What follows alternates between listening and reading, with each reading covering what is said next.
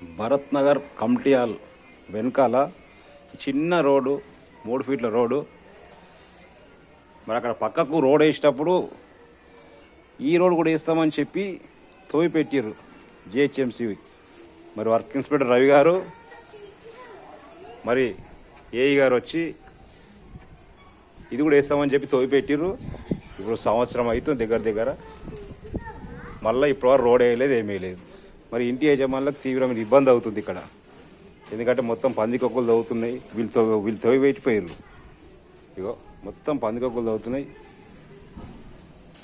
మరి రోడ్డు వేయకపోతే మరి ఎందుకు తవ్వి పెట్టారు? రోడ్ వేస్తేనే కదా తవ్వేది. అంటే ఏడబడతాడు మీ ఇష్టారాజ్యంగా తవ్వి పెడితే అయిపోతుందా? అసలు ఏఈ గారు పని చేస్తుర్రా? అసలు ఏఈ ఉండదు అసలు బాగంబర్పేటకు జిహెచ్ఎంసీ.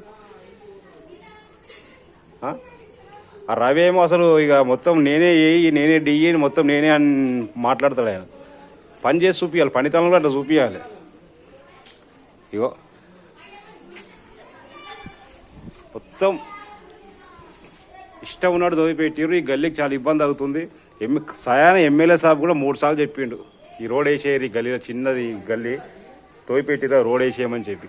అక్కడ ఎమ్మెల్యే సాబ్ మాట కూడా వినకుండా ఎట్లున్నాయి మీరు రవి? మరి చేయకుండా చేయరని చెప్పేసారు. మరి కనీసం తోవిన కాడికి మీరే తవ్వారు కదా, మీరు తోవిన కాడికి ప్యాచ్ వరకు అని చెయ్యరు. మళ్ళీ ఈ బాగంబర్పేట ఇది భరత్ నగర్ కమిటీ హాల్ వెనకాల ఇది కొత్త కమిటీ హాల్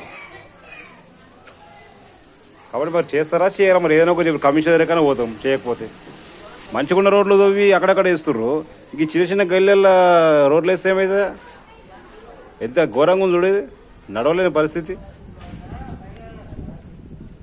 ఏది ఏమైనా కూడా మరి వెంటనే స్పందించి ఈ 4-5 రోజుల్లో ఈ రోడ్ వేపియాలి అని చెప్పి మేము జిహెచ్ఎంసీ అధికారులను కోరుతున్నాము.